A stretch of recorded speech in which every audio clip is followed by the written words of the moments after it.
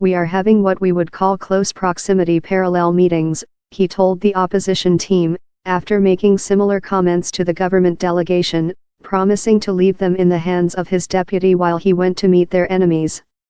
After several hours of talks, chief government negotiator Bashar al-Jafari and his opposition counterpart Nasser Hariri left separately, without commenting to the media. He said his first words to Jafari would be, "Despite all of the crimes which have been done in Syria, I hope that the regime can come ready to put the people of Syria first. If the two sides do meet, it will not be their first time in the same room." In February, de Mistura infuriated Jafari by inviting both sides to a ceremony to inaugurate the talks. On that occasion, as de Mistura warmly embraced the opposition delegates, whom the government of President Bashar al-Assad regards as terrorists, Jafari and his team walked out of the room without turning back.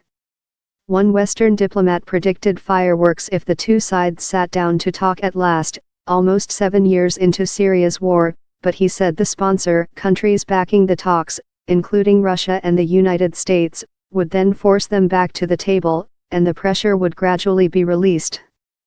A European diplomat expected the opposition to be pragmatic and flexible, but there was little chance of a big breakthrough.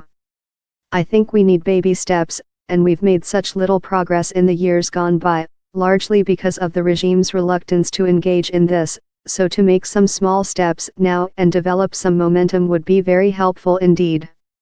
Hundreds of thousands of people have died in Syria's civil war and more than 11 million have been driven from their homes. Previous rounds of talks have faltered over the opposition's demand that Assad leave power and his refusal to go.